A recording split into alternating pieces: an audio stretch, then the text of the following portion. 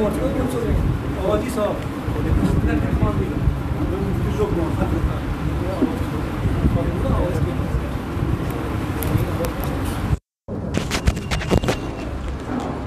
آتی ہے؟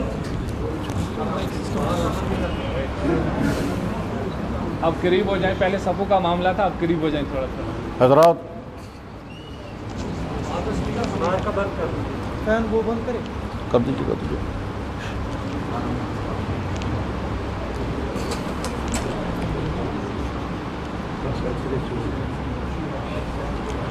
حضرات، اللہ نے اگر اولاد عطا فرمائی ہے تو جیسے اولاد کے ملنے پر انسان کو خوشی ہوتی ہے، اسی طرح سے اولاد کے ملنے پر انسان کے کندھوں پر ذمہ داری بھی آتی ہے۔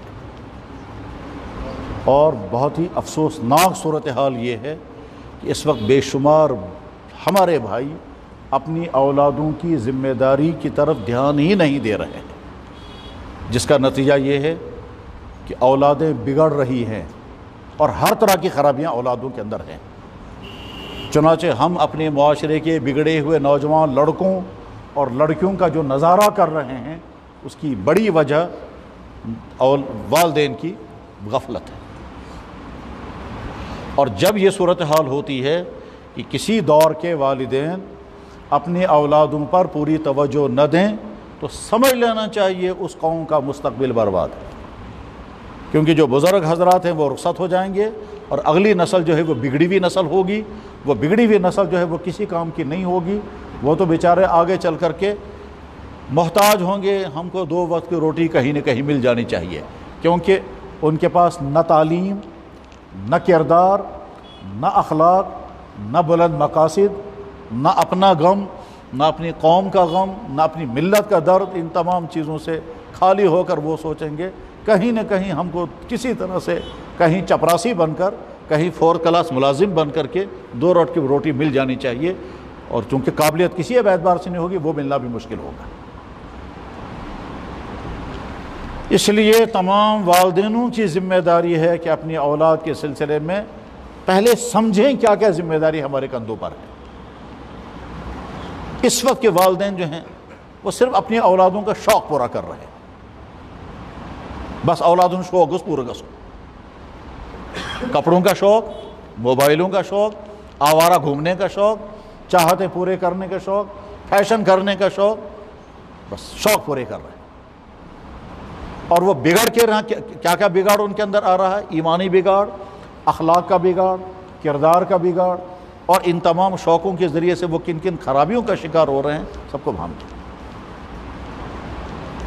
بلکہ صورتحال یہ ہے کہ اب یہ سننے کے لیے بھی لوگ تیار نہیں، کڑوا لگتا ہے لوگوں کو سننا۔ بعض دفعہ والدین کہتے ہیں تو کیا شمن باچن پت لگ میں کیوں کر جب نیچے یاتم جی کیسا خوش کہہ رہے پت کہتے ہیں۔ اور بہت سارے نوجوانوں کو برا لگتا ہے سنتے ہوئے جب ان کو کہتے ہیں یہ چیز غلط ہے، یہ چیز غلط ہے اور یہ چیز سدھار کی ہے۔ میرے بھائی بس شارٹ میں اتنا سمجھنا ہے، جناب رسول اکرم صلی اللہ علیہ وسلم کو اپنی امت کے بارے میں جن چند چیزوں کا بہت زیادہ ڈر، خوف اور فکر تھی، ان میں سے ایک یہی تھا کہ میری امت کے جوان اگر بگڑنے لگے تو بس قوم تباہ ہو جائے گی۔ اس لیے حضور جوانوں کو مخاطب بن کر کے کہتے تھے یا معاشر الشباب من استطاع منکم الباءۃ فلیتزوج، جوانوں کو مخاطب کرتے۔ بلکہ اسی لیے اللہ کے نبی علیہ السلام نے اخیر میں پالیسی اپنائی تھی کہ سارے بڑے کام جوانوں کے کندھوں پر ڈال دیں گے، تاکہ وہ سمجھیں کہ اب اگلی زندگی جو ہے وہ ہم کو چلانی ہے، وہ بگاڑ کا شکار نہ ہو، وہ فحاشی کا شکار نہ ہو، وہ آوارگی کا شکار نہ ہو، وہ برے سارے بڑے کام جوانوں کے حوالے کر دیے تھے۔ جب حضور دنیا سے رخصت ہونے والے تھے تو فوج کا کمانڈر کس کو بنایا؟ ایک نوجوان لڑکے کو۔ جب حضور دنیا سے رخصت ہونے والے تھے مکہ مکرمہ کا گورنر کس کو بنایا؟ ایک بالکل نوجوان لڑکے کو جو ابھی بالغ ہوا تھا۔ یمن کا گورنر بنانا ہے نوجوان لڑکے کو، فلاں مسجد کا امام بنانا ہے نوجوان لڑکے کو، مسجد قباء کا امام بنایا معاذ بن جبل کو، نوجوان لڑکا۔ یمن کا گورنر بنایا اسی معاذ بن جبل کو، مکے کا گورنر بنایا عتاب بن اسید کو، فوج کا کمانڈر بنایا اسامہ بن زید کو۔ تو گویا حضور نے اپنے طرز عمل سے بتا دیا کہ اب اگلے سارے اہم کام جو ہے وہ جوانوں کے کندھوں پر ڈالتا۔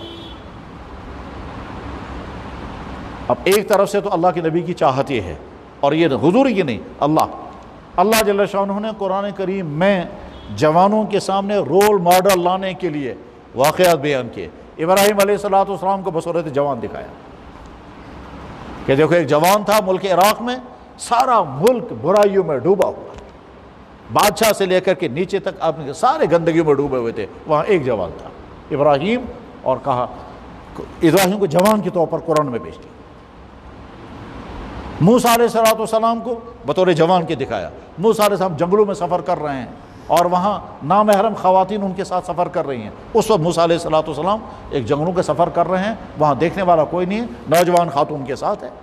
اس وقت موسیٰ علیہ السلام نے کہا ان سے آپ آگے مت چلو، آپ پیچھے چلو، کیونکہ تو چلتے چلتے تمہارے بال کھل جاتے ہیں، چلتے چلتے تمہاری ٹانگ مجھے نظر آ جاتی ہے، اور یہ میرے لیے ٹھیک نہیں ہے، آپ پیچھے رہو۔ اور ساتھ میں یہ بھی کہا بات بھی مت کرنا۔ یہ چھوٹا سا واقعہ بیان کرنے کی ضرورت کیا ہے؟ مطلب اسے سوچ اس کا کہ موسیٰ علیہ السلام اپنے ملک سے نکل کر دوسرے ملک میں پہنچے، وہاں ایک چشمے پر بیٹھے ہوئے ہیں، سوچ رہے ہیں وہیں کود غصب، وہاں کچھ لڑکیاں ملی، ان لڑکیوں کو ان کو پانی پلا دے، ان کی بکریوں کو۔ وہ لڑکیاں چلی گئی اپنے ابا جان کے پاس، ابا جان نے کہا بھائی جلدی کیوں آ گئی تم؟ کہا وہاں کوئی جوان آیا تو اس نے ہماری بکریوں کو پانی پلایا۔ تو موسیٰ علیہ السلام وہیں بیٹھے انتظار میں ہیں۔ لڑکیوں کے باپ نے کہا جاؤ اس جوان کو بلا کر کے لاؤ، جاؤ اس جوان کو بلا کر کے لاؤ۔ اب وہ لڑکیاں آئی ہیں، جوان سے کہہ رہی ابا جان آپ کو وہ ڈھونڈ رہے ہیں، چلیں آپ وہیں۔ نوجوان نے سوچا بہت اچھا ہے، مجھے ٹھکانہ مل گیا کم سے کم رہنے کا، کیونکہ وہ اپنے ملک سے نکل کر کے 8 دن چل کر کے پہنچے تھے۔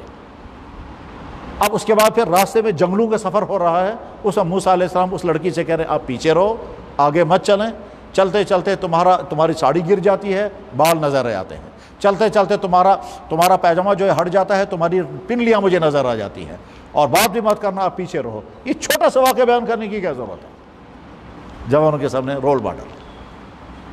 پھر آگے چل کر حضرت یوسف علیہ السلام کو قرآن کریم نے بیان فرمایا۔ یوسف علیہ السلام جوان ہیں، خوبصورت ہیں، بادشاہ کے گھر میں نوکر ہیں، اور اس کے بعد پھر جب جوانی کا آغاز ہو گیا تو چونکہ بہت زیادہ خوبصورت تھے، اس لیے اس بادشاہ صاحب کی اہلیہ زلیخا، جس کا نام تو قرآن میں نہیں ہے، تذکرہ قرآن میں ہے، اور اللہ تعالیٰ شان فرما رہے ہیں کیا زلیخا نے یوسف علیہ السلام کو اپنے کمرے کے اندر پہنچایا اور بیڈ روم میں پہنچایا، اور اب اس سامنے اپنا برا ارادہ ظاہر کیا تو یوسف علیہ السلام ہکا بکا رہ گئے۔ یہ مجھے کیا پتا چلا؟ یوسف جوان خوبصورت مگر اتنا صاف مائنڈ سیٹ ہے، اس کو خیال ہی نہیں آتا یہ مجھے کیا کہہ رہی ہے۔ اب اس کو پہلی مرتبہ سمجھ میں آ گیا۔ یوسف علیہ السلام نے کہا معاذ اللہ، میں تو سوچ بھی نہیں سکتا جو تم مجھے کہہ رہی ہو کرنے کے لیے، ایسا نہیں ہو سکتا۔ اس نے کہا تم جاؤ گے کہاں؟ سارے گیٹ بند ہیں، تالے لگے ہوئے ہیں، تم کہیں نہیں جا سکتے۔ تو یوسف علیہ السلام نے اس کو سوچا کہ مجھے اپنی جوانی بچانی ہے، مجھے یہ داغ لگنے نہیں دینا، وہاں سے بھاگے۔ اس کو قرآن نے بیان کیا اسی لیے تاکہ جوان کے سامنے رول ماڈل رہے۔ اور اس وقت یوسف علیہ السلام نے کیا کہا تھا؟ اگر مجھ سے یہ غلطی ہو گئی جو تم مجھے کہہ رہی ہو تو انہ لا یفلح الظالمون، میں بڑا ظالم بنوں گا پھر، اور میں کبھی کامیاب نہیں ہو سکوں گا۔ ظالم کہہ رہے ہیں اپنے آپ کو، ابھی نماز سے پہلے میں زبان ظلم کی بات کہا رہا تھا، انہ لا یفلح الظالمون۔ بہرحال یوسف علیہ السلام نے اپنی جوانی بچا لی، دنیا کے انسانوں کے لیے کردار سامنے آ گیا کہ ملک کی خوبصورت ترین عورت، بادشاہ صاحب کی ملکہ کوئین، بادشاہ صاحب اپنے محل میں اپنی میٹنگ میں ہیں، کوئی ڈر نہیں، کوئی خطرہ نہیں۔ اس وقت یوسف علیہ السلام نے اپنی جوانی کو داغ لگنے نہیں دیا۔ یہی ہے یوسف کا کردار، تو جوان کے سامنے یہی کردار لایا۔ پھر محمد رسول اللہ کی اپنی جوانی سب کے سامنے، اور علامہ اقبال نے جوانوں کی جوانی بگڑنے نہیں پائی، اسی غرض کے لیے پوری کتاب لکھی ہے جاوید نامہ، کیونکہ علامہ اقبال کے بیٹے کا نام تھا جاوید اقبال صاحب، جو اخیر عمر میں پیدا ہوئے تھے۔ اقبال نے جاوید نامے کے نام سے کتاب لکھی ہے، اور تاکہ امت کے جوانوں کے سامنے ایک میسیج آئے۔ اور جب وہ سنتے تھے کہ کوئی نوجوان بگڑ رہا ہے، یہ خراب ہو گیا، تو وہ کیا کہتے تھے؟ خراب کر گئی شاہین کو صحبت زاغ، یعنی مسلمان جوان جو ہے وہ شاہین ہے مگر یہ کوا بن گیا۔ اپنی جوانی کی حفاظت کریں۔ اس جوانی کی حفاظت کرنے میں بڑی مشکلات آئیں گی، وہ یہ ہے شوق فیشن کرنے کا ہوتا ہے۔ یہ جو ہمارے معاشرے میں اس وقت نوجوان لڑکے کٹیں پہن رہے ہیں، یہ تو خطرناک انڈیکیشن ہے خطرناک انڈیکیشن ہے. ان کو کہاں پتہ چلے گا ہم کیا کر رہے ہیں. یعنی وہ اللہ تعالیٰ شانو کہہ سکتے ہیں جب میرے نبی نے تم سے کہا تھا کپڑا ذرا سا اوپر کرو، وہ کرنے کو تم تیار نہیں، اور انہوں نے کہا تم پاجامے نکال دو، کٹے پہن لو، تم کرنے کو تیار ہو گئے. اب تمہیں جینے کا حق کیا ہے؟ اس لیے اگر میں ایسی کوئی وبا لاؤں گا یا ایسی کوئی قوم تم پر مسلط کروں گا جو تم کو ملیا میٹ کرتے تو تمہارا کردار ہے ہی ایسا.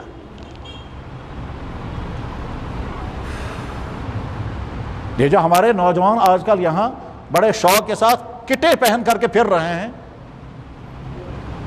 یہ موسم کی ضرورت نہیں ہے، یہ فیشن کا شوق ہے، اور وہ والا شوق ہے جو حرام ہے. رانیں کھولنا مردوں کے لیے حرام ہے، بلکہ مردوں کے لیے نہیں، اب تو یہاں کی لڑکیاں بھی پہننے لگیں کٹے. اللہ کے نبی نے فرمایا تھا لعنت ان مردوں پر جو عورتوں جیسا لباس پہنے، اور لعنت ان عورتوں پر جو مردوں جیسا لباس پہنے. عالم یہاں تک پہنچ گیا کہ بعض دیندار عورتیں خود برقع پہنیں گی اور اپنی بیٹیوں کو سکن ٹائٹ پہنا رہی ہیں، اپنا شوق وہاں سے پوری کر رہی ہیں.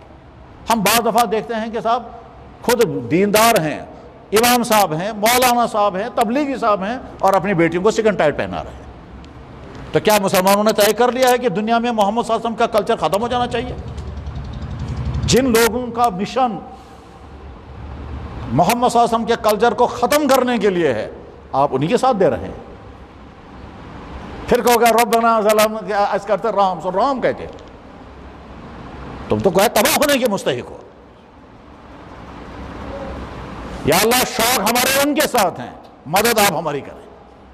یعنی گویا مسلمان جو کہہ رہے ہیں کیا ہم زبان سے تو گالیاں دیں گے آپ کے دشمنوں کو، لیکن فکری اعتبار سے ہم انہی کے ساتھ ہیں. ہماری سوچ وہی، ہمارے کپڑے وہی، ہمارا فیشن وہی. اللہ کے نبی علیہ السلام نے اپنے زمانے میں حرام کر دیا تھا بالو، وہ بال آج کل سارے لگ رہے ہیں. یہ چاروں طرف سے صاف کر کے بال کھڑے کرنا، یہ وہ بال ہیں جن کو اللہ کے نبی نے اپنے زمانے میں حرام کیا تھا. ہمارے نائیے بھی لگے ہوئے ہیں اسی میں ہیں، اور ہمارے نوجوان بھی شوق کر رہے ہیں. بلکہ بہتوں کو تو برا لگتا ہے سنتے ہوئے، بلکہ اب تو ہمارے بہت سارے علماء کہہ بھی نہیں پاتے. وہ بہت دبن خبر کیا بنا لو بولے گی تو آتی پا. میرے بھائی اصل میں مسلمانوں کو طے کرنا ہے تم محمد صلی اللہ علیہ وسلم کی تہذیب مٹانے والوں کے ساتھ ہو یا بچانے والوں کے ساتھ. ایک ملک کا صدر جو ابھی زندہ ہے، اس نے کہا تھا جب ہماری فوجیں کسی ملک میں داخل ہوتی ہیں وہ صرف ملک پر قبضہ کرنا نہیں ہوتا ہے، وہاں کی داڑھی کی لعنتیں، بر کی لعنت ختم کرنا ہمارا مقصد ہوتا ہے. شونا ہو ہاں مسلمان بھی یہ کر رہے ہیں، ہاں جی بہت اچھا. میرے بھائی اصل میں ٹکراؤ چل رہا ہے کس چیز کا؟ نبی کی تہذیب کا اور نبی کے دشمنوں کی تہذیب کا. اب مسلمانوں کو طے کرنا ہے تم کن کا ساتھ دو گے.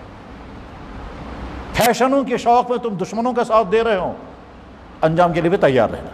اور ہوتا کیا ہے، جن دشمنوں کو تم فالو کرو گے انہی دشمنوں سے تم کو بٹواؤں گا، جن دشمنوں کے پیچھے تم چلو گے انہی کے ذریعے سے تم کو تباہ کراؤں گا. چرچ یہی ہے کہ جن دشمنوں کے ساتھ چل رہے تھے انہی دشمنوں کی فوجیں آ گئی اور ملک کو ستیاناش کر دیا، اور اخیر میں انہی کو اللہ تعالیٰ نے ذلیل بھی کر دیا. وجہ 15-20 سال پہلے مکہ مکرمہ میں مجھے ایک لڑکے نے کہا تھا انشاءاللہ یہ آدھی دنیا ذلیل ہو کر نکلے گی وہاں سے، اور وہی ذلیل ہو کر نکل رہے ہیں. مجھے یاد ہے مکہ مکرمہ مطاف کے اندر بیٹھ کر کے نوجوان نے مجھے کہا تھا، وہیں کا تھا وہ، اس نے کہا تھا انشاءاللہ اس کعبے کی قسم ہے یہ ساری آدھی دنیا ذلیل ہو کر نکلے گی، اور ذلیل ہو کر نکل رہے ہیں. اللہ کی مدد آج بھی ایمان والوں کے ساتھ ہے، اللہ کی مدد آج بھی کردار والوں کے ساتھ ہے، مگر وہ اپنی اسی کردار پر ہیں. ٹھیک، نہ دنیا کے فیشن ان کو قبول ہیں، اور نہ دنیا کی یہ ناچنے گانے والے ان کے لیے رول ماڈل ہیں. نہ ان کو فٹ بالر چاہیے، نہ ان کو کرکٹر چاہیے، نہ ان کو فلم اسٹار چاہیے. وہ وہی ہے اپنا، وہی نبی کی پگڑی لے کر کے، وہی کالے جھنڈے لے کر چل رہے ہیں، اور اللہ کے نبی کی پیشگوئی یہ پوری ہونے والی ہے. لیکن وہ ہم جیسوں کے ذریعے سے تھوڑا ہی، جو یہود و نصارہ کے نقلوں پر چلنے والے ہیں، وہ تو انہی ایمان والوں کے ذریعے سے پوری ہوگی. جناب رسول اکرم صلی اللہ علیہ وسلم نے اس زمانے میں اصفہان کا تذکرہ کیا جب اصفہان میں ایمان آیا بھی نہیں تھا، اور ہم اصفہان سے جھنڈے نکلیں گے. بہرحال کہنے کا مقصد یہ ہے کہ اگر گھروں میں جوان ہیں تو ان جوانوں کی فکر کریں. ایسا نہ ہو کہ پیدا تو تمہارے گھر میں ہو گئے اور سوچ ان کی کچھ اور ہوگی. مجھے آج صبح کہہ رہا تھا، کہنے لگے جی ہمارا بھائی بہت اچھا تھا، وہ تو نمازی تھا. پھر ہم نے فلاں سکول میں اس کو داخل کر دیا, اور فلاں سکول میں داخل کرنے کے بعد 2 سال وہاں رہا, آج وہ یہ کہتا ہے خدا کہیں نہیں ہے, نبی کچھ نہیں ہوتا. تو میں نے کہا اب مجھے کیا سنا رہے آپ, اب کیا سنانا ہے؟ زہر تو وہاں پلا دیا اسے, اب مجھے کیا سنا رہے ہیں؟ اچھا اس سکول میں داخل ہو کر قابل بنا یا نہیں بنا وہ تو نہیں ہے, ہاں البتہ بگڑ گیا. وہ بچہ جو نمازی تھا, باپ اس کا بہت بڑا افسر ہے, بہت اونچے عہدے پر آج بھی ہے, تو وہ کہتا ہے جی ہمارا بھائی بہت اچھا تھا, نماز بھی پڑھتا تھا, یہ بھی کرتا تھا, یہ بھی تھا, اور اس کے بعد پھر ہم نے فلاں سکول میں داخل کیا, 2 سال کے بعد اب وہ کہتا ہے خدا کہیں نہیں, نبی کچھ نہیں ہے, اور اشناسن کے ہیں, کہتا ہے کبھی راتوں کو ڈرگس کرتا ہے, کبھی کچھ کرتا ہے, کبھی ایک سٹائل کے بال ہیں, کبھی دوسرے سٹائل کے بال ہیں. مجھے پرسوں لڑکا کہنے لگا جی میں نے خود دیکھا دکان پر, بیٹا اپنے باپ سے کہتا ہے قربان وربان تھا, البتہ مجھے 10,000 روپے مجھے کٹ آنے, کچھا کے لیے 10,000 روپے مانگ رہا, وہ کہتا ہے قربانی کچھ نہیں ہے. باپ کہتا ہے یہ کیا, باپ کہتا ہے یہ کیسا نیچو, یہ باپ کا قصور ہے جو بیٹے کو ان کنٹرول چھوڑ دیا, اور نتیجہ یہ ہے. بہرحال خلاصہ یہ ہے کہ بھائی صاحب اگر آپ ابھی جوانی کی زندگی میں ہیں, اپنی جوانی کی حفاظت کرو, اور اگر آپ تم اپنی جوانی کو بچانے کے لیے تیار نہیں, اللہ تعالیٰ صاف کر دے گا. بالکل اسی طرح سے جیسے گھر میں مکھیاں جمع ہو جاتی ہے, ان مکھیوں کو صاف کیا جاتا ہے, اللہ تعالیٰ کی ان مکھیوں کی ضرورت تھوڑا ہی ہے. وہ صاف کرنے کے لیے پھر کون سا سپرے کرائے گا, وہ کبھی کسی ایک قوم کے ذریعے سپرے کرائے گا, کبھی کسی اور کے ذریعے صاف کر دیں گے, اور صاف کرنے کے بعد پھر نئے لوگ آئیں گے. اور وہ نئے لوگ کب آئیں گے, کس طرح سے آئیں گے, اور کہاں سے آئیں گے, اللہ کو طاقت ہے اس کی. ہے ایاں یورش تاتار کے افسانے سے, پاسباں مل گئے کعبے کو صنم خانے سے. جب ایک باپ آ کر کہتا ہے میرا بیٹا بگڑ چکا ہے, تو ہم کہتے ہیں پہلے آپ کی خطا رہی ہے تبھی آپ کا بیٹا بگڑ گیا, اب جب ان کنٹرول ہوگا اب کہتے ہیں وہیں کر تو اس کے وہیں کیا کرو, پھر وہ سننے کو بھی تیار نہیں ہوتا. بہرحال آپ میں سے جن کے گھروں میں اولادیں ہیں, ان اولادوں کے جیسے شوق پورے کرتے ہو ویسے ان کی نگرانی بھی کرو. جیسے تم فخر کے ساتھ اپنے بیٹے کو 1-1 لاکھ روپے کا موبائل ہاتھ میں دیتے ہو, اس کی نگرانی کیوں نہیں کر رہے؟ ایک زہریلی چیز ہاتھ میں دے دی, اور اس کے نتیجے میں وہ نہ جانے کہاں کہاں کیا کیا دیکھتا ہوگا. آپ کہتے ہیں میون نیچو ہے کہ نہ خراب کیسے, میون بچ کہتے ہیں خراب, سوشن خبر کو ہوتا, وہ نہ جانے کہاں کہاں کن کن خرابیوں کا شکار ہو چکا ہوتا ہے. حتیٰ کہ شریف گھروں کے لڑکے, مہذب والدین کے اولادیں بگڑی ہوئی ہیں, اور ایسے بگڑے ہوئے ہیں. اللہ مان الحفیظ. میرے پاس ایک صاحب آئے, اسے نام بتایا, نام بتانے کے بعد خاندان بتایا, میں فوراً سمجھ گیا نام بھی بہت عمدہ ہے, خاندان بہت اونچا ہے. وہ خاندان جن خاندانوں کے ذریعے سے کشمیر میں اسلام داخل ہوا, یعنی سادات کا خاندان, پیرزادوں کا خاندان, ان کے ذریعے سے کشمیر اسلام میں داخل ہوا. انہوں نے بھی اپنا نام ویسا ہی بتایا. اور بیٹے کے بارے میں کیا کہہ رہے تھے, کہنے لگا جناب, وہ کہتا ہے یہ وندے ماترم کرنے سے کیا ہوگا, کیا سستا سکول اس میں, وہ ایسا ہی سکول ہے جہاں اس کو یہی کروا رہے ہیں. وہ کہتے ہیں اس سے کیا ہوگا, یعنی گویا کفر بھی برا نہیں لگتا. پھر سمجھ لینا چاہیے کہ جب ایمان کی حالت اندر ختم ہو جاتی ہے تو کفر کی چیزیں اچھی لگنے لگتی ہیں, اور کفر کی چیزوں کے اندر جو زہریلا پن ہے وہ سمجھ میں نہیں آتا. پھر بہرحال چپٹر ختم ہو رہا ہے.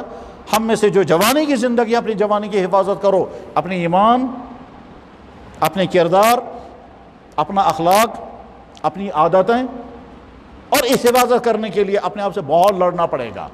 چاروں طرف سے فیشن ہوگا, تمہارا نفس زور لگائے گا میں بھی یہی سٹائل, کپڑوں کا یہ سٹائل, بالوں کا یہی سٹائل میں بھی کروں گا. اس وقت اپنے آپ سے لڑنا ہوگا. ایک طرف سے محمد صلی اللہ علیہ وسلم کہہ رہے ہوں گے میں تمہارے لیے رول ماڈل ہوں, دوسری طرف سے فلم اسٹار, اور دوسری طرف سے یہ نائیوں کی دکانوں پر لگے ہوئے فوٹو تم کو کہہ رہے ہوں گے ہماری طرف آ جاؤ. تمہیں فیصلہ کرنا ہے تمہیں کدھر جانا ہے.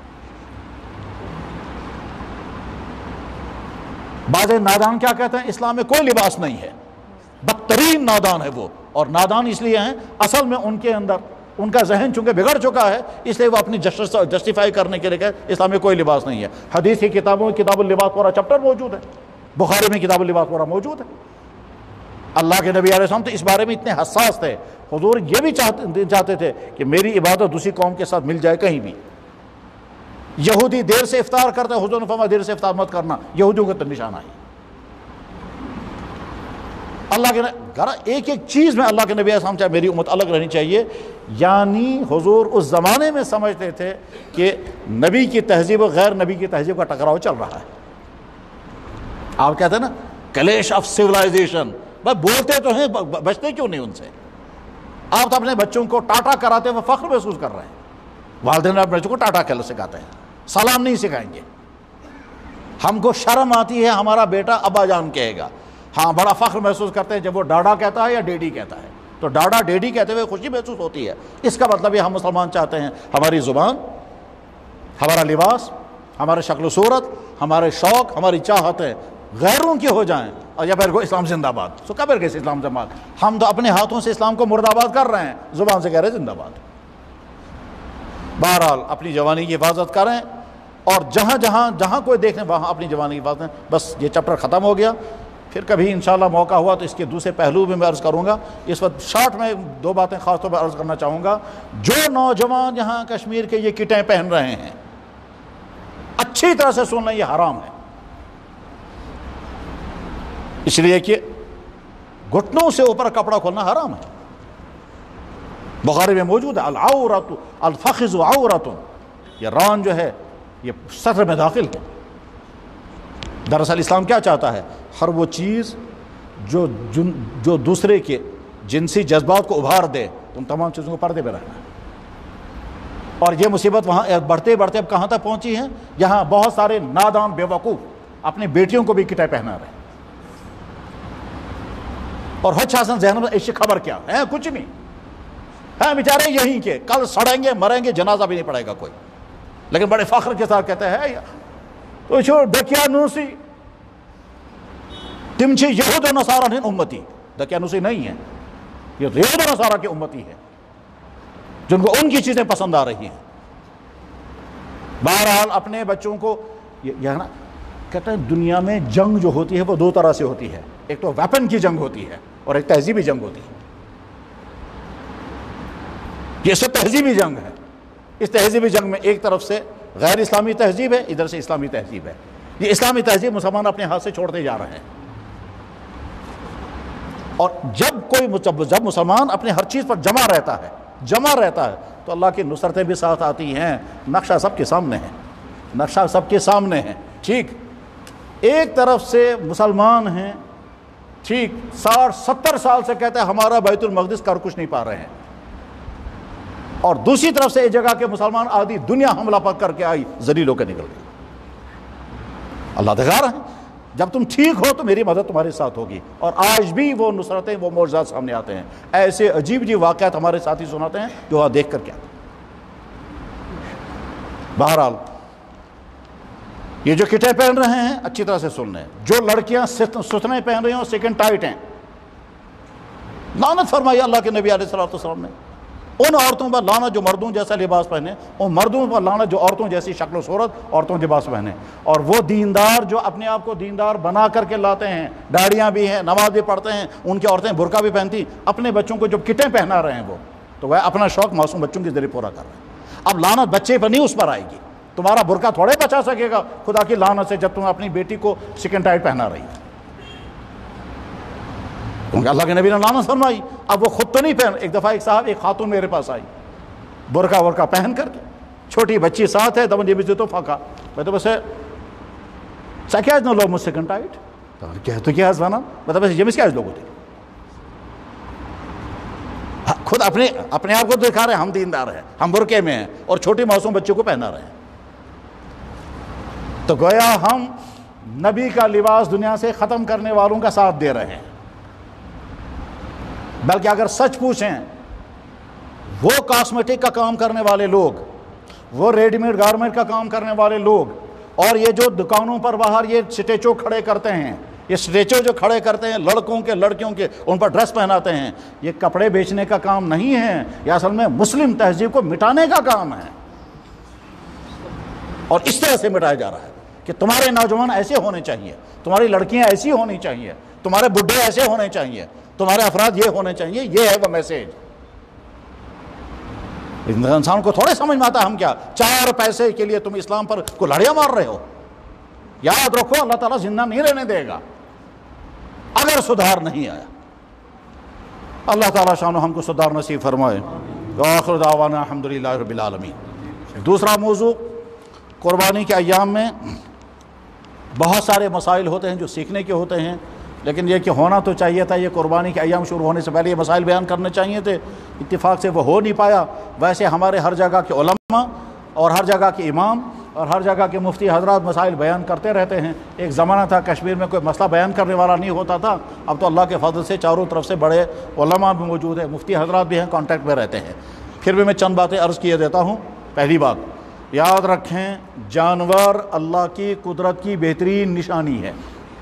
جانور اللہ کی قدرت کی بہترین نشانی ہے، جیسے دنیا کی بے شمار چیزیں اللہ کی قدرتوں کی نشانیاں ہیں، خود ہمارا وجود بھی اسی طرح سے جانور۔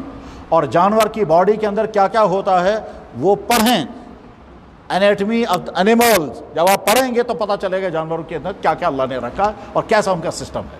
مزیدار علم ہے، جب ہم اس کو پڑھتے ہیں تو عقل حیران ہوتی ہے۔ اللہ اکبر، اللہ۔ آج کے انسان آج کی سائنس پڑھ کر بھی اگر خدا کو پہچان نہ سکے، ان سے زیادہ بدبخت کوئی بھی۔ مکڑی کا جالا ہوتا ہے، مکڑی کا جالا، مکڑی کا جالا، باریک سے باریک میتھ جاننے والا بھی اتنا ایکوریٹ نہیں کر سکے گا جتنی مکڑی اپنے جالے میں ایکوریشن کرتی ہے۔ مکڑی جالا بناتی ہے، اس میں وہ کھانے بنائے گی، اتنے پرفیکٹ ہوتے ہیں وہ کھانے کہ ادھر سے جو کھانا جتنا بڑا اتنا بڑا، انچوں نہیں، 1 انچ کے 1000 حصے کر لیں، اس کی بھی رعایت کرتی ہے۔ اس کے ہاتھ میں تو کوئی سکیل نہیں ہوتا، اس نے تو کوئی جیومیٹری نہیں پڑھی ہے، لیکن اس کے باوجود ٹھیک۔ محکمہ موسمیات، صاحب محکمہ موسمیات، چیونٹی محکمہ موسمیات سے واقف ہے، اس کو معلوم ہے کہ سردیاں آنے والی ہیں، مجھے اپنے لیے سٹاک جمع کرنا ہے، اور اسے معلوم ہے کہ جب اوپر سے بارش گرتی ہے تو پانی نیچے کہاں تک جاتا، اس سے نیچے وہ اپنا سوراخ بناتی ہے، اور اس کے بعد پھر وہ اپنا فوڈ سسٹم کھڑا کر کے پھر سردیوں کے لیے سارا فوڈ سٹاک جمع کرتی ہے، اور اسے معلوم ہے کہ کون سا دانہ گیلی مٹی کے ساتھ مل کر اگ جائے گا، اس دانے کے 2 ٹکڑے کر دیتی ہے۔ اور جس دانے کے بارے میں اسے پتا ہے کہ 2 ٹکڑے کرنے کے بعد بھی یہ اگ جائے گا، دائنول زینوا شمشوا دائنولزا دائنول فل، اس کے 2 ٹکڑے اگر کریں گے وہ پھر اگ جائے گا۔ دھنیا جو ہے وہ اگر زمین میں ڈالیں گے دھنیا اگ جائے گا، اس کے 2 ٹکڑے کر دیں، اس کے بعد زمین میں ڈالیں گے وہ پھر اگ جائے گا۔ تو کچھ دانے ایسے ہیں کہ 2 ٹکڑے کرنے کے بعد بھی اگ جاتے ہیں۔ اب جب چونٹی وہ دانہ اندر لے جائے گی، اس کا ڈر رہے گی، اس کے 2 ٹکڑے کرنے کے بعد بھی یہ اگ جائے گا، جب اگ جائے گا تو میری غذا بن نہیں سکے گا، اس دانے کے 4 ٹکڑے کر دیتی ہے۔ ٹھیک ہے۔ شہد کی مکھی ہے، جس وقت 33-34 ڈگری شہد گرمی آ جاتی ہے تو شہد کی مکھی سمجھنے لگتی ہے اندر میرا شہد پگھل جائے گا، پورا گروپ بیٹھ جاتا ہے اور اپنے پروں کو ہلاتے ہیں اور اندر کی گرمی کو باہر نکال دیتے ہیں۔ ایسے ٹیونٹ ایسے محکمہ موسمیات، جمع کا جو محکمہ موسمیات، انسانوں کو ٹینٹ ہے جناب، ہمارے پاس کیا ہے، آرکیٹیکچر ہے، شہد کی مکھیاں اور تلر، ٹھیک، وہ جب اپنا خول بناتی ہے تو 6 کونوں والا بناتی ہے، اور اتنا پرفیکٹ ہوتا ہے، نہ کوئی چھوٹا ہوگا نہ بڑا پے گا، 6 کونوں والا اس لیے بناتی ہے کہ سپیس ضائع نہیں ہونی چاہیے، لیکن وہ سمجھ میں آئے گا تب جب ڈیٹیل میں بتائیں گے۔ تو خیر، جانور اللہ کی قدرت کی بہترین نشانی ہے۔ اس میں گائے کو اللہ نے بنایا، یہ دودھ دے گی، اتنا دودھ پیدا ہوگا کہ بچے کو بھی اور ہم کو بھی۔ بھیڑ کو اللہ نے بنایا، اس کے جسم پر بال بنیں گے اور یہ بال گرم ہوتے ہیں، اس میں کپڑے بنیں گے۔ بکری بھی اس کے ساتھ رہتے، اس کے بال ٹھنڈے ہوتے ہیں، ان کے بالوں سے کچھ نہیں بنتا، رسیاں بنتی ہیں، چٹائیاں بنتی ہیں۔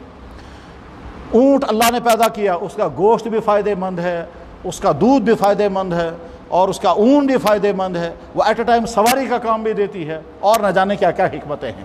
اب اللہ تعالیٰ فرماتے ہیں یہ جانور میں نے اپنے ہاتھوں سے بنائے تمہارے لیے، اور تم کو طرح طرح کے فائدے یہ پہنچاتے ہیں۔ ان جانوروں پر ظلم مت کرنا۔ قربانی کے دنوں میں لوگ طرح طرح سے جانوروں پر ظلم کرتے ہیں۔ مثلا جانوروں کو بیچنے والے ہفتوں تک ان کو پھاقے رکھتے ہیں اور بیچتے ہیں۔ وہ بیچارے جہاں عیدگاہ میں ہوتے ہیں وہاں عیدگاہ میں پھاقے اندر سے ان کو گھاس ہی نہیں ہوتی، تو ظلم ہے یہ۔ پانی نہیں پھیلائیں گے، یہ ظلم کرتے ہیں، تو جانوروں پر ظلم نہیں ہونا چاہیے۔ اللہ کے نبی نے فرمایا اتقوا اللہ فی ہذہ البہائم المعجمہ، جانوروں کے بارے میں اللہ سے ڈرنا۔ اس کے بعد جو لوگ گھروں میں جانور لاتے ہیں، بعض لوگ تو بڑی محبت کا اظہار کرتے ہیں، ضرور کرنا چاہیے، بلکہ بعض اتنی محبت کرتے ہیں تم سرمت چیز لاگن منہ چیز لاگن سلام چیز کرا، ٹھیک ہے، شوق کے ساتھ کر سکتے ہیں، کوئی حرج نہیں ہے، لیکن بعض باندھ کر کے رکھتے ہیں اور رات بھر میں کرتا رہتا ہے، ان کو اثر ہی نہیں ہوتا، یہ ظلم ہے۔ ٹھیک، اس کے بعد پھر جب ذبح کرنے وقت آئے تو زمین میں گڑھا کھود کر کے وہاں ذبح کرنا چاہتا ہے، خون اندر چلا جائے. اور ذبح کرنے کے بعد جو اس کے ہڈیاں ہیں، بہت سارے لوگ ہڈیاں جو ہیں وہ نالیوں میں پھینک دیتے ہیں اور وہ نہ جانے کتوں کو ڈال دیتے ہیں اور کن کن کو. اچھی طرح سے سمجھیں، جناب رسول اکرم صلی اللہ علیہ وسلم نے ارشاد فرمایا خبردار ہڈی سے استنجا مت کرنا. پھر آگے فرمایا یہ ہڈیاں تمہارے بھائی جنات کی غذا ہے. لا تستنجو بالروس ولا بالعظم، خبردار ہڈیوں سے استنجا مت کرنا. فإنها زاد اخوانکم من الجن، یہ تمہارے جنات بھائیوں کی غذا ہے. اب یہ ہڈی جنات کی غذا ہے، ہم جب نالیوں میں پھینک رہے ہیں تو اس کا مطلب یہ ہوا کہ ہم کو غذا سے محروم کر رہے ہیں. چنانچہ میں نے کوشش کی، میں دیکھوں گا حضور نے فرمایا تو ہے یہ کہ جنات کی غذا ہے، تو اب ہم دیکھ تو سکتے نہیں ہیں جنات کیسے کھاتے ہیں، مگر میں تجربہ کروں گا. تو میں نے وہ ہڈیاں ساری جمع کی اور ایک جگہ پر رکھی اور نظر رکھی کوے یا گانٹ گس نہیں، ٹھیک، نظر رکھی یہ ہڈیاں کہاں جائیں گی. چنانچہ اگلے دن صبح اٹھا تو ہڈیاں غائب تھیں. اور ایک مرتبہ نہیں، کئی مرتبہ تجربہ کیا. اس لیے یہ ہڈیاں قربانی کے جانور کی کوئی چیز ضائع نہیں کرنی چاہیے. خود جو کھانے کی چیزیں ہیں وہ خود کھائیے، جو جانوروں کو کھلانے کی چیزیں ہیں وہ جانوروں کو کھلائیے، جو جنات کے لیے چھوڑنے کی چیزیں وہ جنات. ہمارے ایک دوست ہیں جو جنات کا کام کرتے ہیں، تو میں ان سے کبھی کبھی پوچھتا ہوں جنات کے حالات، تو کبھی وہ سناتے ہیں جنات کے حالات. تو میں نے کہا آج کیا کرتا ہوں؟ آج وہ کہہ رہے تھے کہ جمن بنتو مہربانی کرت ارج کیا اسے سنا دارت یہ سون غذا چھو. اچھا یہ ارج کیا سنا نالے میں در یہ سون غذا تھی. بہرحال حدیث کی کتاب ہے ترمذی شریف، حدیث کی کتاب ہے ترمذی شریف. ترمذی امام ترمذی رحمہ اللہ تعالیٰ نے لکھی ہے. ترمذ جو ہے وہ ازبکستان میں ایک شہر ہے. اس شہر کے رہنے والے کا امام کا نام تھا، شہر کے رہنے والے امام کا نام تھا محمد ابن عیسیٰ، محمد ابن عیسیٰ ترمذی. ترمذ کے رہنے والے تھے، اس کو امام ترمذی کہتے ہیں. ان کے قریب کا دوسرا علاقہ ہے، اس علاقے میں بخارا ہے جہاں کے رہنے والے تھے امام بخاری. تو امام ترمذی امام بخاری کے شاگرد ہیں. امام ترمذی امام بخاری کا شاگرد ہے، اس لیے اپنی کتاب میں امام بخاری کے ریفرنس بھی دیتے ہیں. میں نے اس مسئلے میں امام بخاری سے پوچھا، اس نے یہ جواب دیا. اور ایک حدیث میں امام بخاری ان کا شاگرد ہے.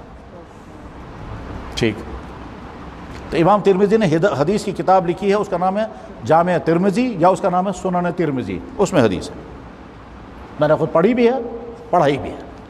اللہ کے نبی علیہ السلام نے فرمایا لید سے استنجا مت کرنا، اور دوسری حدیث میں ارشاد فرمایا، اور اسی حدیث میں ارشاد فرمایا ہڈی سے استنجا مت کرنا. پھر آگے فرمایا فإنها زاد اخوانکم من الجن، یہ جو ہڈیاں ہیں تمہارے بھائی جنات کی غذا ہے. تمہارے بھائی جنات کی غذا ہے. تو میں پہلا سوال یہ ہے کہ جنات کا بیر کے سین وہ ہے. حضور کیا اس فرمو جنات تمہارے بھائی، کس چیز میں ہمارے بھائی ہیں؟ تو ظاہر ہے جب یہ حدیث آئے گی تو ہم سے زیادہ حدیث کے ماہرین جو ہیں وہ سوچتے ہیں اس پر اور غور کرتے ہیں، وہ تفصیلات بیان کرتے ہیں. وہ کہتے ہیں جس طرح سے اللہ نے انسانوں کے لیے دین بھیجا، اسی طرح سے اللہ نے ان کے لیے بھی دین بھیجا. باقی جانوروں کے لیے دین نہیں ہے. لہٰذا اللہ کے حکموں کا خطاب تم سے بھی ہے اور ہم سے بھی ہے. تم ہمارے بھائی، ہم تمہارے بھائی. یعنی حلال و حرام ہونے میں آپ اور ہم ایک. اللہ نے تمہارے لیے بھی کچھ چیزیں حرام کی، ہمارے لیے بھی کچھ چیزیں حرام کی. اس اعتبار سے اس کو کہتے ہیں اخوت دینی. میں ایک آدمی کو نہیں جانتا، یہ کہاں کا ہے کہ مگر میں جانتا ہوں یہ مسلمان ہے تو میرا بھائی ہے. انما المؤمنون اخوۃ، مسلمان سارے کے سارے آپس میں بھائی بھائی ہیں. تو دین کے اعتبار سے وہ ہمارے بھائی ہیں. اور جناب رسول اکرم صلی اللہ علیہ وسلم کے بعد جنات آتے تھے، اسلام قبول کرتے تھے، بلکہ واقعات حدیثوں میں موجود ہیں. بہرحال ان ہڈیوں کو اس طرح سے نہیں پھینکنا چاہیے جس سے یہ کسی کے کام کی نہ رہیں. گندگی میں، ناپاکیوں میں نہیں، بلکہ ایسی جگہ پر ڈالنے چاہیے جہاں کتے کھائیں، چاہے کتے بھی اخلاقی مخلوق ہیں. ٹھیک، اس میں بعض لوگ آج صبح مجھے فون کر رہے، کہا لگا جناب ہم نے قربانیاں کی تھی، ہم نے سوچا کہ گوشت سارا تقسیم کیا اپنے گھر میں رکھیں گے، تو آپ رکھا اپنے گھر میں، فریج میں رکھا، وہاں فریج خراب ہو گیا کہ بجلی آئی نہیں. آج صبح مجھے فون کر رہے تھے، کہا لگا سر سی معزز و بشک وہ میں تو میں کیا کروں، تو سب وہ کیا بول رہا ہوں، کیا کروں بس اب کیا کرنا ہے. کہہ لگا آپ ہی بتاؤ کیا کرنا ہے. کہہ لگا کھاؤ. کہہ لگے آتے مشک بس اب ضائع مت کرنا، کسی نہ کسی مخلوق کو کھلاؤ. تو اسی طرح سے کھا لیں، گھر میں استعمال کریں، درست ہے. کسی ادارے کو دیں گے، ادارے والوں کی ذمہ داری ہے کہ وہ کھالوں کو ضائع نہ کریں اور ان کا صحیح استعمال جو کتاب میں جو لکھا ہوا ہے اس صحیح استعمال کا فائدہ اٹھائیں۔ اور بھی کچھ مسائل ہیں، وہ مسائل اب اس وقت بیان نہیں ہو سکتے، میں اسی بات کو ختم کرتا ہوں۔ کسی بھائی نے سوال کیا کہ عشاء کی نماز کب شروع ہوتی ہے؟ جواب یہ ہے، آج تو سائنس کا زمانہ ہے، آج تو ہر ایک کے گھر ہاتھوں میں گھڑیاں ہیں، گھڑیاں ٹائم دکھا رہی ہیں، مطلب کے لوگوں کے ہاتھوں میں موبائل ہیں، موبائل ٹائم دکھا رہے ہیں، ڈیجیٹل ٹائم ٹیبل کا وہ لگا ہوا ہے وہاں، ٹھیک، میقات الصلاۃ لٹکے ہوئے جگہ جگہ ہیں۔ اب آج پھر بھی پوچھتے ہیں نماز عشاء کب ہے؟ اب اور کچھ کس طرح سے بتائیں گے لوگوں کو نماز عشاء؟ تمہارا یہ ٹائم ٹیبل بورڈ جو ہے وہ دکھا رہا ہے نماز عشاء کب ہے، آپ کے ہاتھوں میں جو موبائل ہیں وہ دکھا رہے ہیں نماز عشاء کب ہے، یہ جو ہاتھوں میں گھڑیاں ہیں یہ گھڑی دکھا رہی ہے نماز عشاء کب ہے، ٹھیک، الفجر ہے، مکہ مکرمہ بکتی ہے، یہ دکھا رہی ہے عشاء۔ اور اس کے بعد پھر میقات الصلاۃ آج سے 40 سال پہلے یہاں کے بزرگ نے تیار کیا، اور میقات الصلاۃ دنیا میں جتنی بھی جنتریاں اس کے ٹھیک مطابق ہے نماز عشاء کب ہوتا ہے۔ اب اس کے بعد اب آگے کیا پوچھنا ہے؟ اب آگے جو ہیں، آگے اصل میں یہ ہے کہ کشمیری نہیں چاہتے ہیں عشاء کی نماز وقت پر پڑھیں، آدھ گز کے کنسیشن آسن، بس وقت سے پہلے پڑھنے کا شوق ہے۔ یہ ہے سارا سب سے بڑا مسئلہ، نہ ماننا سب سے بڑا مسئلہ ہے، ورنہ اصل چیز اگر ماننے کا ہوتا تو کہ آنکھ بند کر کے غروب آفتاب سے پہلے نماز مغرب نہیں تو غروب شفق سے پہلے نماز عشاء نہیں۔ شفق کو انگریزی میں کہتے ہیں ٹیو لائٹ، تو ٹیو لائٹ جب ختم ہو جائے گا تو نماز عشاء کا وقت شروع ہو جائے گا۔ یہی کشمیر کا نوجوان لڑکا، یہ ایک دنیا کے مشہور شہر میں ہے، ہالینڈ میں یہ شہر ہے، اس شہر کا نام ہے ایمسٹرڈم، ہالینڈ میں شہر ہے ایمسٹرڈم میں، یہاں کشمیر کا لڑکا اور دیندار لڑکا، نمازی، اور ہر ایک دو دن کے بعد وہ فون کر کے یا ایک دو ہفتوں کے بعد فون کر کے مسائل پوچھتا رہتا ہے وہاں، اور ایک شاندار ریسرچر، شاندار سکالر، وہ بھی فزکس میں یا کیمسٹری میں ہے، اور پی ایچ ڈی کر چکا ہے اور کشمیر کا ہے، بلکہ بعض دفعہ وہ ایسی بات بھی سناتا ہے جس سے ایمان میں اضافہ ہو جاتا ہے۔ ابھی کچھ دنوں پہلے رمضان سے پہلے اس نے سنا کہ جی میں نے وہ انسٹیٹیوٹ بدل دیا، میں کسی دوسرے انسٹیٹیوٹ میں چلا گیا۔ میں جب میں نے وہاں جوائن کیا تو میں نے ان سے کہا کہ سر مجھے تو نماز بھی پڑھنی ہے، تو باس نے کہا دیکھو یہ نماز پرائر جو ہے یہاں پرائر روم ہے نہیں، تو اس پورے کمپلیکس میں یا اس پورے کمپس میں کہیں بھی پرائر روم نہیں ہے، ہم دیکھیں گے تمہارے لیے اگر کوئی جگہ نکلی گی تو ہم تم کو دیں گے۔ کہتا ہے وہ ایک دو دن کرتا رہا تو میں دیکھتا رہا کہیں ہے، تو بعد میں مجھے پتا چلا کہ بیسمنٹ کے اندر ایک روم خالی ہے۔ میں نے چلا گیا بیسمنٹ میں دیکھا کہ وہاں کوئی خاص ریسرچ یونٹ ہے جو دن میں 2-3 گھنٹے کھلتا ہے، باقی بند رہتا ہے۔ تو میں گیا وہاں، اور وہاں وہ کھول کر کے میں نے دیکھا یہ بہت اچھی جگہ ہے، مگر شاید یہ ریسرچ روم مجھے دیں گے نہیں نماز پڑھنے کے لیے۔ میں نے وہیں 2 رکعت نماز پڑھی اور کہا یا اللہ مجھے آپ کو نماز پڑھنی ہے، یہاں ایمسٹرڈم میں اور کوئی شاید مسلمان نماز پڑھنے والا نہیں ہوگا، میں اکیلا ہوں، میں یہاں نماز پڑھنا چاہتا ہوں۔ اگر مسلمان یہ سیاح آتے ہیں وہ پڑھتے ہوں گے کبھی نماز، اگر پڑھتے ہوں گے، ورنہ کوئی اذان پڑھنے والا نہیں، میں یہاں اذان بھی پڑھوں گا، نماز بھی پڑھوں گا، یہ جگہ مجھے دلوا دیں۔ اس خدا ہے اس پر نظر رکھا نماز پڑھے۔ ٹھیک، دوسرے دن باس نے بلایا، اور باس نے بلا کر کے کہا کہ وہ کہہ رہا تھا مجھے، اس نے کہا ڈیئر سن بیٹا جگہ تو ہے نہیں کہیں کیمپس میں جہاں تم کو نماز پڑھنے کی اجازت دیں، اب اگر تم پسند کرو تو بیسمنٹ میں ہمارے پاس جگہ ہے، وہ جگہ ہم تمہیں دیتے ہیں۔ یہ لڑکا مجھے سنا رہا، میں سری نگر میں تھا اور حضرت بل سے گاڑی سے گزر رہا تھا، اس وقت مجھے سنا ہے اس نے لڑکے، میں نے کہا سبحان اللہ۔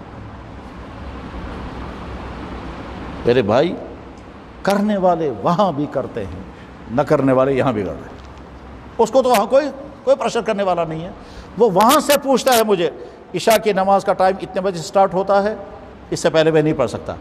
خیر مجھے اس کا کیا سنانا تھا، کہنے لگا جی میں ناروے جا رہا ہوں، اور ناروے میں 2 گھنٹے کی رات اور 22 گھنٹے کا دن ہے۔ ناروے جا رہا ہے، وہ 22 گھنٹے کا دن ہے، 2 گھنٹے کی رات ہے، اس 2 گھنٹے میں اس کو مغرب بھی پڑھنی ہے، عشاء بھی پڑھنی ہے، فجر بھی پڑھنی ہے۔ ٹھیک، پھر کہہ رہا تھا، کہنے لگا جی آسٹریلیا یہاں کا قریب کا ملک ہے آسٹریلیا، ایک ہے آسٹریلیا، وہ تو ادھر ہے، وہ ہے ساؤتھ ایسٹ میں آسٹریلیا، یہ ہے آسٹریلیا، تو آسٹریلیا وہاں قریب کا ملک ہے، کہاں وہاں 15 دن کا دن اور 15 دن کی رات ہوتی ہے، اور وہاں ایک وقت ایسا بھی آتا ہے کیا کہ 22 گھنٹے کی رات ہے، 23 گھنٹے کی رات ہے، 20 گھنٹے کی رات ہے، 4 گھنٹے کا دن ہے۔ تو وہاں میں نمازیں کیسے پڑھوں گا؟ تو وہ وہاں ٹائمنگ پوچھ رہا کہ نمازیں پڑھ رہا ہے، اور یہاں ہم کشمیری کو کہتے ہیں یوتا لیٹ کچھ کہ کاش ہے فرصت، سڑک پر آدھے گھنٹے کھڑے کے باتیں کرتے رہیں گے، مسجد میں 5 منٹ کے لیے لڑتے رہتے ہیں لوگ اور پڑھنے نہیں دیتے۔ بہرحال نماز عشاء کا جو وقت ہے اسی وقت پہ نماز ادا کی جانی چاہیے۔ بات ختم ہو گئی۔ آخری بات میں عرض کرتا ہوں، کبھی اللہ سے مایوس نہیں ہونا چاہیے، کتنا ہی آدمی گنہگار ہو، بلکہ بعض دفعہ اللہ تعالیٰ شان ہو گنہگار انسان کی توجہ کی طرف زیادہ توجہ کرتے ہیں، کیونکہ جو نیک انسان ہے اگر اس کے دل میں خیال آتا ہے بچوس باریا نہیں آتا، اور وہ جو برا انسان ہے تم شاسن ذہن میں ایسا بچوس کی میں ان کا بوجھ خدا میں کچھ بھی نہیں، میرا کہاں سنائے گا، پھر بھی کہتا ہے اب میرا تو ویسے سنے گا نہیں کیونکہ میں نے اللہ کو ناراض کر رکھا ہے، پھر بھی کہتا ہے یا اللہ بھائی کا تمہیں اور مسئلہ حل، تو اللہ تعالیٰ اس کا فوراً کر دیتے ہیں۔ یہ تھوڑا میں کن آمد یہ گوشت واپس گا اللہ۔ کبھی کبھی دعا جلدی قبول نہیں ہوتی اور آدمی مایوس ہو جاتا ہے، یاد رکھیں اپنے آپ کو ہوٹل والا نہیں بنانا ہے۔ کیا مطلب اس کا؟ ہوٹل والا نہیں بنانا ہے۔ آپ گئے ہوٹل میں، ریسٹورنٹ میں بیٹھ گئے، وہاں آرڈر کرتے ہیں لاؤ فلاں چیز، اسے 10 منٹ لیٹ کر دی تو آپ فوراً جلدی کیوں نہیں لاتے؟ اللہ کے ساتھ یہ معاملہ نہیں کرتا۔ خدا ہے میگورا یوتا کال کو میں منگا دیتا کیوں نہیں آپ؟ ہم میں سے بہتوں کا حال یہی ہے کہ ہم اصل میں اپنے آپ کو ایسا بٹھاتے ہیں جیسے ہوٹل میں بیٹھے ہیں کہ ذرا سی دیر ہو گئی فوراً گرم ہو جاتے ہیں۔ کبھی کبھی اللہ تعالیٰ شان و دعا قبول نہیں کرتے تاکہ بندہ مجھ سے اٹیچ رہے، یہ مانگتا رہے گا، بلکتا رہے گا، ورنہ یہ پھر واپس چلا جائے گا اور پھر مجھے پوچھے گا بھی نہیں۔ اور کبھی اللہ تعالیٰ بہت گنہگار کی سنتا ہے، اور اس لیے سنتا ہے کہ گنہگار اللہ کی طرف متوجہ ہوا، اللہ تعالیٰ فرماتے ہیں ٹھیک یہ میرے لیے نہیں اپنے لیے ہے، مگر مجھ سے اٹیچ ہو گیا ہے، میرے لیے نہیں اپنے لیے ہی، اپنی مجبوری کے لیے، اپنی پریشانی کے لیے، اپنی مصیبت کے لیے مجھ سے اٹیچ ہو گیا ہے۔ اسی اٹیچمنٹ کا میں فائدہ اٹھا لوں گا، اور فائدہ اٹھا کر کے میں اسے کہوں گا میں تمہارا مسئلہ حل کرتا ہوں، کیا پتا امی سے یہ میں سدھار۔ چلو ابھی کچھ دنوں پہلے ایک نوجوان لڑکے نے روتے روتے کہا کہ مجھ سے زیادہ گنہگار کوئی نہیں ہوگا۔ میں نے کہا کیوں؟ یہ کہتے کہتے رونے لگ گیا فون پر۔ میں نے کہا کہاں گناہ چھن جس میں قربت ہے۔ میں کہا اچھا پھر کیا لگا؟ جی میری والدہ کو تکلیف شروع ہو گئی، ہم ٹیسٹ کرانے کے لیے لے گئے تو ڈاکٹروں نے کہا ولٹ دور۔ کیا لگا؟ میں واپس آیا، کہا خدایا میں کیا ہوا؟ بس میں نے مانگنا شروع کیا۔ اس کے بعد پھر 1 ہفتے کے بعد نیا ٹیسٹ کیا تو ڈاکٹروں نے کہا ٹیسٹ ٹھیک آ گیا، پہلا ٹیسٹ غلط تھا۔ کہا اچھا ٹھیک ہے۔ پھر میں نے کہا ٹیسٹ تو غلط نہیں تھا، اصل میں معاملہ ٹھیک الٹ گیا، اور کہتے ہیں بس میں نے آج کے بعد اپنے اللہ کو پکڑ لیا ہے، تو مگر مجھے بتاؤ میرے وہ پہلے گناہ اللہ معاف کر دیں گے؟ میں نے کہا اللہ نے معاف تو کر دیا، تبھی تو تمہاری دعا قبول ہو گئی۔ آج وہ کیا سنتا من خدا لگائے بلائی، خدا اس کو بلائے ہم سے اللہ سے مایوس کبھی نہیں ہونا چاہیے۔ ہر انسان زندگی میں کبھی نہ کبھی تجربہ کرتا ہے کہ کسی مصیبت میں اللہ نے کیسے میری دعا قبول کی ہے۔ ہم جیسے گنہگاروں کے بھی تجربے کہ جہاں چاروں طرف مایوسی تھی اور مسئلہ حل ہونے کی کوئی امید نہیں تھی، وہاں بے بس ہو کر کے کہا یا اللہ کوئی صورت نہیں ہے، آپ کے ہاتھ میں معاملہ ہے، فوراً معاملہ حل ہو گیا، بالکل عقل کے خلاف، ظاہری حالات کے بھی خلاف، اور اس طرح سے معاملہ حل ہو جاتا کہ آدمی اللہ کو طاقت ہے، اللہ کو قدرت ہے، اللہ سے کبھی مایوس نہیں ہونا چاہیے۔ اللہ تعالیٰ خود کہتے ہیں مجھ سے مایوس مت ہو۔ ہاں کبھی کبھی تھوڑا دیر لگاتے ہیں، بہرحال اللہ سے مانگنا چاہیے جب بھی کوئی مصیبت پیش آئے، گھر کا مسئلہ ہو، روزگار کا مسئلہ ہو، صحت کا مسئلہ ہو، اولاد کا مسئلہ ہو، جب بھی جیسے 10 تدبیریں کرتے ہیں ویسے اللہ کے سامنے بھی گڑ گڑا کر کے کہنا چاہیے، اور وہ گڑ گڑانا خود ایک عبادت بنتی ہے، اور وہ اللہ کے ہاں سٹاک رہتا ہے اور مسئلہ بھی حل ہو جاتا ہے۔ وآخر دعوانا ان الحمد للہ رب العالمین برحمتک یا ارحم الراحمین۔ کریں دعا، بیٹھو ذرا۔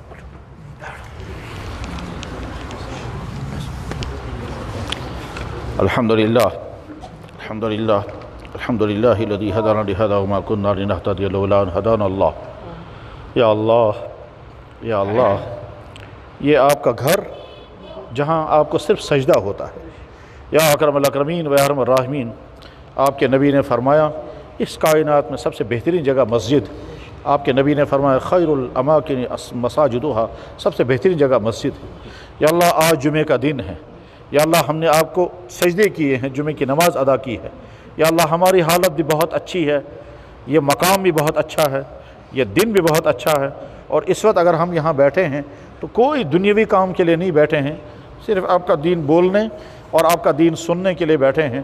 آپ کی بات سنتے ہیں، دل میں ایمان اچھلنے ابلنے لگتا ہے، اور آپ کے ڈر کی بات سنتے ہیں تو گھبراہٹ پیدا ہوتی ہے، آپ کے نبی کی بات سنتے ہیں تو ایمان میں کچھ نہ کچھ اضافہ ضرور ہوتا ہے۔ یا اکرم الاکرمین یا ارحم الراحمین، اس ایسے ماحول میں پہلی بات یا اللہ آپ سن لیں، ہم نے آپ کو اپنا اللہ مان لیا، یا اللہ ہم نے اپنے آپ کو آپ کا بندہ ڈکلیئر کر دیا، ہم نے اپنے آپ کو آپ کے نبی کا امتی اعلان کر دیا، یا اللہ آپ گواہ رہیے ہم نے آپ کو اپنا اللہ مان لیا، یا اللہ آپ گواہ رہیے ہم نے آپ کے نبی کو محمد رسول اللہ کو نبی حق برحق تسلیم کر لیا، یا اللہ آپ کے علاوہ کوئی معبود نہیں اور آپ کے نبی کے علاوہ ہمارا کوئی نبی نہیں، یا اللہ آپ کے نبی نے باقی جن نبیوں پر ایمان لانے کو کہا اپنی نبی کی بات مان کر ہم نے ہر نبی پر ایمان لایا، مگر یا اللہ خاتم النبیین محمد الرسول اللہ، اور اتباع کریں گے ہم آپ کے اسی نبی کا۔ یا اللہ آپ سن رہے ہیں، ہماری تباہی آپ کے سامنے ہے۔ یا اکرم الاکرمین ارحم الراحمین یا ذو الجود والکرم، آپ نے اپنے نبی سے فرمایا میرے بندوں کو سنا دیجئے مجھ سے کبھی مایوس نہ ہو۔ آپ نے اپنے نبی کے ذریعے ہم کو یا اللہ میسیج بھیجا، وہ میسیج ہم تک پہنچا آپ کے قرآن کے ذریعے، آپ کے نبی کے ارشادات کے ذریعے، آپ کے نبی نے ہم تک یہ بات پہنچا دیا۔ اللہ یہ کہتے ہیں مجھ سے مایوس نہیں ہونا، جب تمہیں کوئی چارہ نظر نہ آئے تو مجھ سے مانگ لینا، میں تمہارے لیے میں انتظار کروں گا کب میرا بندہ میری طرف متوجہ ہوگا، میں دینے کے لیے ہر وقت تیار ہوں۔ یا اللہ آپ کے نبی نے آپ کے بارے میں فرمایا، اللہ یہ کہتے ہیں دنیا کے تمام انسان ساری زندگی میری عبادت کریں، میری عظمتوں میں کوئی اضافہ نہیں ہوگا، دنیا کے تمام انسان ساری زندگی میری نافرمانی کریں، میری عظمت میں کوئی کمی نہیں ہوگی۔ پھر آپ کے نبی نے فرمایا اللہ یہ کہتے ہیں دنیا کے تمام انسان اپنی ساری چاہتیں میرے سامنے پوری پیش کر دیں، میں ہر انسان کے ہر چاہت پوری کر دوں، میرے خزانے میں اتنی کمی بھی نہیں ہوگی جتنی کمی اس وقت ہوتی ہے جب ایک چڑیا سمندر میں پانی کا ایک قطرہ اٹھا لیتی ہے۔ آپ انہی خزانوں کے مالک ہیں۔ یا اکرم الاکرمین و یا ارحم الراحمین، آپ نے اپنے بارے میں فرمایا میں حق ہوں، آپ کے نبی نے آپ کے بارے میں فرمایا اللہ حق ہے، ہم بھی اعلان کرتے ہیں آپ حق ہیں۔ یا اللہ ہمیں آپ نے ایمان کی دولت عطا فرمائی، ہمارا شکر قبول فرما لیں۔ یا اللہ کسی کفر کے گھر میں پیدا کیا ہوتا، نہ جانے کفر کے کون کون سے گندے کاموں میں ہم ڈوبے ہوئے ہوتے، کہیں جانوروں کو پوجتے، کہیں پتھروں کو چومتے، کہیں نہ جانے کیا کھاتے اور کیا پیتے، مگر اللہ آپ نے اس پیشانی کو اپنے علاوہ کسی اور کے سامنے نہیں جھکایا۔ کسی نے کہا اور کتنا اچھا کہا، وہ ایک سجدہ جسے گناہ سمجھتا ہے تو دیتا ہے ہزار سجدوں سے آدمی کو نجات، ان ہزاروں سجدوں سے ہم بچے ہوئے ہیں کیونکہ ہاں آپ نے ہم کو اپنا سجدہ عطا کیا۔ یا اکرم الاکرم نے ایمان کی دولت عطا فرمائی، بہت بڑا احسان کیا یا بہت بڑا انعام فرمایا، ہمارا شکر قبول فرما لیں، ہمارا شکر قبول فرما لیں۔ یا اللہ ہم میں سے جن کے جو مسائل ہیں وہ مسائل حل کر دے۔ یا اللہ یہ نوجوان بالکل پاک صاف دل کے اچھے ذہنوں کے، یا اللہ جب ان کے سامنے دین کی بات آتی ہے ان کا دل اچھلنے لگتا ہے، ان کا ایمان اندر سے مچلنے لگتا ہے۔ یا اکرم الاکرمین ارحم الراحمین، ایمان کی حرارت ان کے رگوں میں دوڑنے لگتی ہے، پھر ان کا اپنا پاس خیال نظروں میں آتا ہے، پھر اپنی کمیاں سامنے آتی ہیں، پھر دیکھتے ہیں کس طرح سے ہم کمیوں پر پردہ رہا، یہ سوچنے لگتے ہیں ہم نے غلطیاں کی، ایسی غلطیاں ہمارے والدین سنیں گے تو ہم کو تھوکیں گے، ہمارے دوست سنیں گے تو تعجب کریں گے، ہمارے بھائی بہن سنیں گے تو حیران ہوں گے۔ یا اللہ مگر پھر سوچتے ہیں اللہ نے سب پر پردہ رکھا۔ یا اکرم الاکرمین یقیناً پردہ رکھا، تنہائیوں میں، ہوٹلوں میں، دفتروں میں، کرسیوں پر بیٹھ کر، پارکوں میں، یا اللہ ہاؤس بوٹوں میں اور گاڑیوں میں، اور کہاں کیا کب کیا۔ یا اللہ بہت کچھ بھول گیا، کچھ یاد آتا ہے تو اندر سے شرمندگی ہوتی ہے، پھر اندر سے سوچتے ہیں کسی کے سامنے تو منہ نہیں دکھا سکتے، کسی کو بول نہیں سکتے۔ یا اللہ نے پردہ رکھا ہے، یا اللہ آئندہ ہماری حفاظت فرما۔ یا اللہ یہ نوجوان قابل نفرت نہیں، یہ تو قابل رحم ہے۔ یا اللہ یہ تو قابل شفقت ہے، جی چاہتا ہے ان کو گلے لگا لیں اور ان کو برائیوں سے نکال کر کے ایک ایک کو نکالیں۔ یا اکرم الاکرمین یہ بیچارے خود بھی چاہتے ہیں مگر سوسائٹی کے گندے ماحول کے دباؤ میں تنکوں کی طرح بہہ جاتے ہیں۔ یا اللہ ان کے ہاتھوں میں موبائل، یا اللہ اس میں طرح طرح کی ویب سائٹیں ہیں، اس میں طرح طرح کے فنکشنز ہیں، کہیں فیس بک کی مصیبت ہے، کہیں یوٹیوب کی ہے، اور لائکنگ اور شیئرنگ میں یہ برباد ہو جاتے ہیں، ان کا بہت سارا وقت اسی میں تباہ ہو جاتا ہے۔ یا اللہ فیشنوں کا دورہ ہے، یہ دیکھتے ہیں بالوں کی شکلیں الگ ہیں، لباسوں کے کٹ الگ ہیں، یا اللہ ان کے دلوں میں بھی شوق ابھرتا ہے، ہم بھی اپنے آپ کو سجائیں گے۔ آپ کے نبی نے تو ہم کو سجانے کا حکم دیا، مگر فرمایا سجاتے سجاتے میرے دین سے تم باہر مت نکلنا، اور یہ بیچارہ نوجوان سجاتے سجاتے اپنے آپ کو دین سے باہر نکال دیتا ہے۔ یا اللہ ان نوجوانوں پر رحم فرما دے، یا اللہ ان کا ایمان پختہ ہو جائے، ان کا کردار محفوظ ہو جائے، یا اللہ ان کی عادتیں محفوظ رہیں، یا اللہ یہ تمام برے کاموں سے اپنے آپ کو بچانے میں کامیاب ہو جائیں۔ جب ان کا نکاح ہو اس وقت یہ پاک دامن ہو، یا اللہ ایسا نہ ہو یہ اندر اندر کرتے رہیں گے کہ ہم نکاح تو کر رہے ہیں مگر گندی زندگی ہے۔ اور یا اللہ کتنوں کے یا اللہ ازدواجی زندگی اس لیے ناکام ہو جاتی ہے کہ اس سے پہلے وہ غلطیاں کر چکے ہوتے ہیں، کتنے بیٹے برباد ہو جاتے ہیں اور کتنی بیٹیاں برباد ہو جاتی ہیں، اس لیے کہ جب انہوں نے جنسی تجربات پہلے کر لیے ہوں گے، اس کے بعد جب جائز راستہ ان کو مل جاتا ہے تو اللہ تعالیٰ یا اللہ آپ ان کی لذت چھین لیتے ہیں اور آپ اس میں ٹکراؤ کا شکار بنا دیتے ہیں کہ تم نے یہ گناہ پہلے کر لیا، اب تمہیں حلال لذت میں عطا نہیں ہونے دوں گا۔ چھوٹی چھوٹی باتوں پر یا اللہ کس طرح سے زندگیاں لٹ جاتی ہیں۔ یا اکرم الاکرمین ان جوانوں کے ایک ایک چیز کی حفاظت فرما، یا اللہ ان کو حلال روزگار عطا فرما، ان کی صحت محفوظ رہے، تمام بری عادتوں سے محفوظ رہیں۔ یا اکرم الاکرمین ارحم الراحمین اس کشمیر کا مستقبل یا اللہ جس طرح کی خطرات کے زد میں ہے، یا اکرم الاکرمین و ارحم الراحمین ہم اپنی بے کسی کا حال آپ کے سامنے پیش کرتے ہیں۔ یا ذا الجود والکرم جتنی دعاؤں کے لیے کہتے ہیں ایک ایک کے مسئلے کو حل فرما دے، ایک ایک پریشانی کو دور فرما، کاروباری مسائل ہیں، صحت کے مسائل ہیں، گھریلو ٹینشن ہیں، یا اللہ رشتوں کے مسائل ہیں، یا اللہ جن کے جو بھی مسائل وہ سارے مسائل حل فرما دے۔ یا اللہ جناب رسول اکرم صلی اللہ علیہ وسلم نے اپنی ذات و ساری امت کے لیے جب جو دعائیں مانگی تھی وہ ساری دعائیں ہمارے حق میں قبول فرما۔ سبحان ربک رب العزت عما یصفون وسلام علی المرسلین الحمدللہ۔